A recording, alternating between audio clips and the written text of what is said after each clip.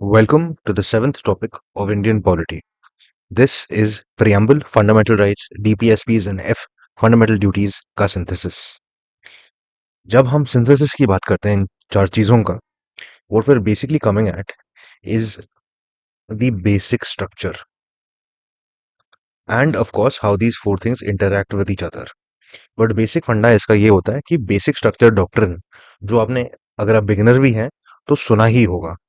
अगर आपने नहीं सुना है तो उसका ये मतलब है कि आपने अभी तक फंडामेंटल राइट्स और डीपीएसपी को टच भी नहीं किया है। तो आप इस टॉपिक पे ये सब पढ़ने के बाद ही आए। इस प्रीवियस ईयर क्वेश्चन एनालिसिस में हम लास्ट 30 इयर्स के क्वेश्चन देखेंगे and as you can see in front of you, prelims में तो लास्ट 30 इयर्स में 3 क्वेश्चन ही आए हैं। मतलब मान लो कि हर 10 साल में एक क्वेश्चन आता है। ऑल्दो इसमें ये रिसेंटली क्लस्टर ही हुए हैं 2018 और 2020 के बीच में। मतलब ये प्रीलिम्स के लिए उतना इंपॉर्टेंट नहीं है। इसी डॉक्यूमेंट में मैंने आपको क्वेश्चंस भी दिए हैं, प्रीलिम्स के भी और मेंस के भी। आप इनको अपने टाइम से अटेम्प्ट कर सकते हैं and I will recommend that you first attempt these questions and then you come to the previous year question analysis.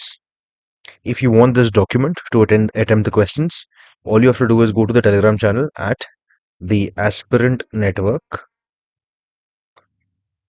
and you can download it from here. इसका लिंक आपको डिस्क्रिप्शन में भी मिल जाएगा.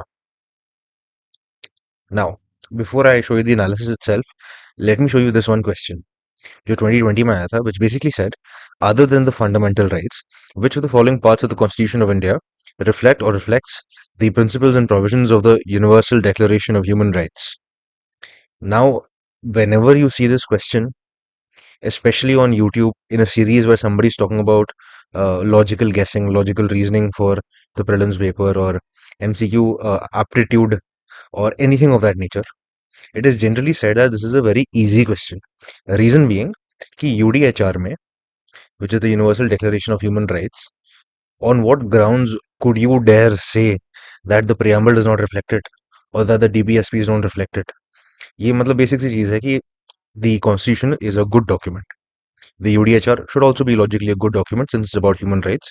So logically ये सब कुछ उसमें कुछ ना कुछ तो रिफ्लेक्ट करेगा, बिकॉज थोड़ा ना सबने जाके हर चीज इन चारों चीजों का सब कुछ पढ़ा है डिटेल में. एंड फ्रेंकली रिफ्लेक्शन की बात कर रहे हैं तो it's a matter of interpretation. So in some interpretation of the other reflect होगा, which is perfectly valid and things like that they do work. जब आप क्वेश्चंस देखते हैं, you should try to prove that statement wrong, and if you can't prove it wrong there is a higher chance that that statement is correct. However, think about the year 2020 when you were sitting, or if you were, or anybody you know was sitting in the exam hall and saw this question for the very first time. The moment he sees human rights, he or she, would they not think, or could they not think that यार duties क्यों आएंगे यहाँ पे? ये directive principles तो state को directives देता है, ये क्यों आएगा ह्यूमन राइट्स में? क्यों आएगा ये? प्रियम्बल का क्या लेना देना? अभी वो थोड़ा और लॉजिक लगाएगा तो सोचेगा कि ठीक है, प्रियम्बल में तो बड़े बड़े शब्द लिखे हैं, बहुत सारे हैं. अगर उसमें हमने we have written about secularism, we have written about fraternity and काफी कुछ है, सो डेमोक्रेसी भी है फॉर एग्जाम्पल, तो आना चाहिए. कुछ ना कुछ लेना देना तो है ह्यूमन राइट्स से. ऐसे ही डीपीएसपी की ठीक है, ह्यूमन राइट्स हो सेंस बनता है कि आपको राइट्स है, कोई उसको इम्प्लीमेंट कर रहा है, कोई किसी को बता रहा है वो डाल करने को, तो डीपीएसपीस भी आएंगे.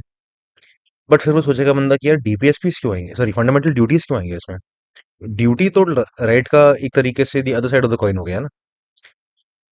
सो if at that moment it strikes him that duty and rights में there is a relationship, he will get this correct.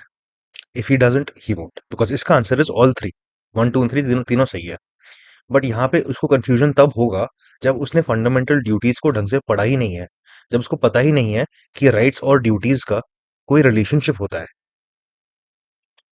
Hence आपको ये चारों चीजें, फंडामेंटल राइट्स, प्रियम्बल, डीपीएसपी और फंडामेंटल ड्यूटी, ये चारों चीजें आपको ढंग से आनी चाहिए, इनका फिलोसफी भी मालूम होना चाहिए. And only then can you be 100% sure that you will not get another question that ever comes that is similar to this or incorrect. दिमाग चला, रीजनिंग चली, सही मारा, वेरी गुड, बट कंफ्यूजन भी नहीं होना चाहिए. अगर 2026 की तरह लेंदी पेपर आ गया, you can not spend N inordinate amount of time on this question thinking कि अरे ड्यूटीज आएंगे नहीं आएंगे, और कंफ्यूजन से गलती से गलत करके नहीं आना है इसमें. अभी हम क्वेश्चंस का एनालिसिस देखते हैं. तो जैसे मैंने आपको दिखाया था कि कैटेगराइजेशन हम कर चुके हैं। कैटेगराइजेशन में आपके लिए ईयर वाइज और नंबर जो है यहाँ पे दिए हुए हैं, थीम दिया है इनका, सब टॉपिक कौन सी थी, डिफिकल्टी कैसी थी, वेदर वो स्टैटिक, करंट और मिक्स्ड, सभी स्टैटिक थे। नॉलेज क्या टेस्ट की गई थी, उस नॉलेज में कोर कॉन्सेप्ट क्या था जिसके बिना आप क्वेश्चन सॉल्व नहीं कर पाते। ट्रिक क्या था जो यूपीएससी ने इस्तेमाल किया। हो सकता है कि कोई trick is never as important because the trick is very very very specific to that question, and very frankly if you are solid with the concept the trick does not matter, because the trick is sometimes is the placement of the options, or it can be something such as like those common things that UPSC does like data गलत कर देना या चीज़ों को उल्टा कर देना, match the following में, उस तरीके की चीज़ें। एंड लास्टली कॉमन मिस्टेक्स क्या हैं जो एस्पिरेंट्स करते हैं जब इन क्वेश्चंस को वो लोग सॉल्व करते हैं। बट प्रीलिम्स में जैसे आपने देखा ये इतना इंपॉर्टेंट नहीं है, बस 3 क्वेश्चन आए हैं। मेंस में हाउएवर ये काफी इंपॉर्टेंट है। अभी हम देखते हैं क्यों। पहली बात तो डायरेक्टली तो लास्ट 10 साल 10 इयर्स और सो में we have seen around 4 questions. All of these 4 questions can be answered very neatly if this concept of yours is sorted. But इससे ज्यादा इसको अभी जब आप सॉल्व कर रहे हो, इसके लिए थोड़ा आपको इन्फॉर्मेशन एक जगह होना चाहिए। तो मैंने आपके लिए क्या किया है, इसी डॉक्यूमेंट में बेसिक स्ट्रक्चर का जो केस मैप है, जो केसेस है बेसिक स्ट्रक्चर से रिलेटेड, क्रोनोलॉजिकली सब अरेंज किया है from Shankari Prasad to the property owners case of 2024। ये आपके लिए रिवीजन के लिए मोस्टली काम आएगा, इसको आपको रट लेना चाहिए। इसके बाद you have this concept of recurring components of basic structure. Basically basic structure is huge, right? The court can say anything is part of the basic structure, and in many cases the courts have given multiple things under the basic structure, and there is no one comprehensive list. Comprehensive तो है ही नहीं। But आप जो questions देखते हैं mains में, उनमें there are certain components that can be used in multiple places. Because they can be used in multiple places, they become very important. They become important enough that you not only have to understand them, you also have to memorize it so that you can use it as an example in your answers.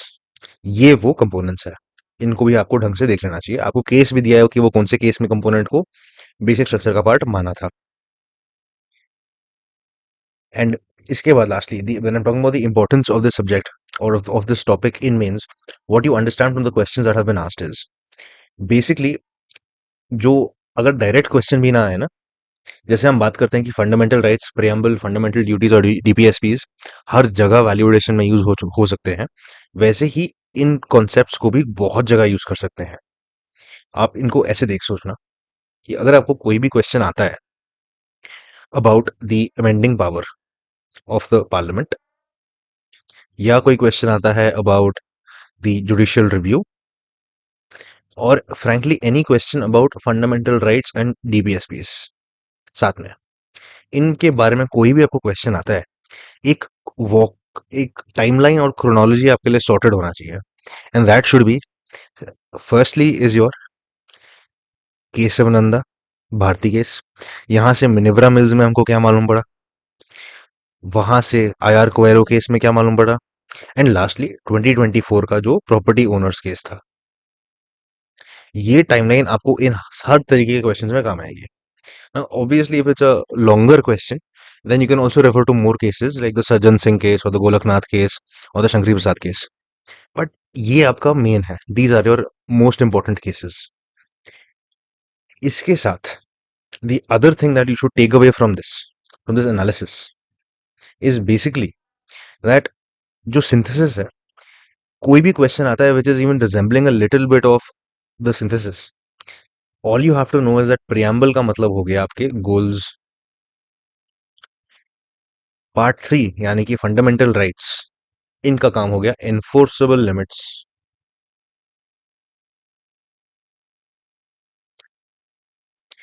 Part 4 जो कि आपके DPSPs होते हैं, इनका मतलब हो जाता है पॉलिसी डायरेक्शन, एंड लास्टली आता है आपका पार्ट 4A जो कि होता है आपका फंडामेंटल ड्यूटीज। ये हो गए आपके सिविक ऑब्लिगेशंस।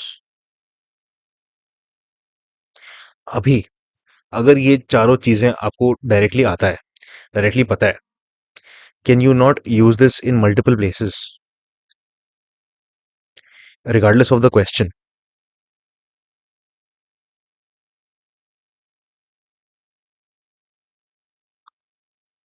जैसा भी क्वेश्चन आया, if it is anything about, even मान लो गवर्नेंस इन जनरल और यूटोपिया और एनी सोसाइटी और एनीथिंग इन गवर्नेंस फ्रेंकली, ये बस आपका बेसिक क्रक्स बन जाता है कि पूरा कॉन्स्टिट्यूशन का मोरालिटी क्या है, कि कॉन्स्टिट्यूशन का फिलोसफी कहाँ से आता है. This is it.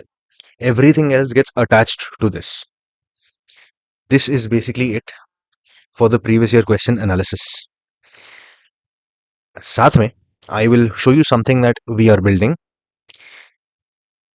Now it is possible that by the time you're watching this, this thing has already been built. This is basically an active learning course. So इसमें ये सेम चीज जो मैं आपको दिखा रहा था, it is made already done for you.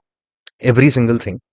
We basically take you through the entire subject, all of the syllabus, complete comprehensiveness, and that too prioritized.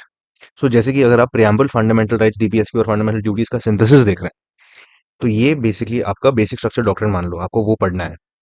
तो इसमें जैसे कि एक इंपॉर्टेंट चीज आ जाएगा यहाँ पे, that is comparative constitutional position India और बाकी कंट्रीज का, कि फर्क क्या है.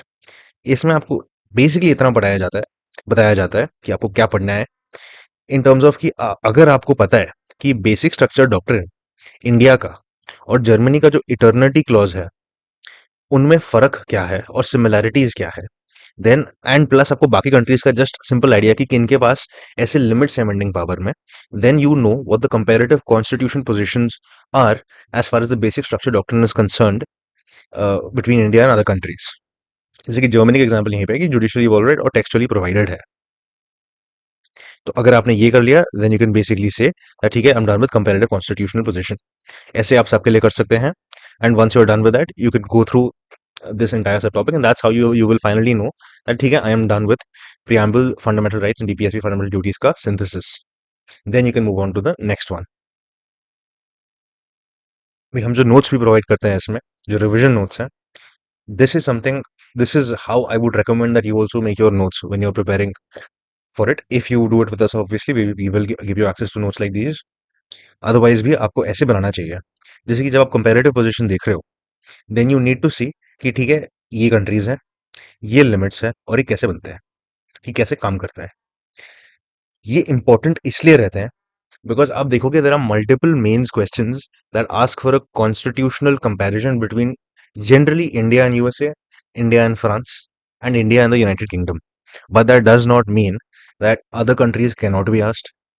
And something like the basic structure can always be asked, given how fundamental it is in the jurisprudence of our country. This is it. If you would like the previous year question analysis document, once again, you can go to the Telegram channel at the Aspirant Network and download it from here. If you like what we're building apart from the BYQ analysis as well, do let us know. Thank you and all the very best.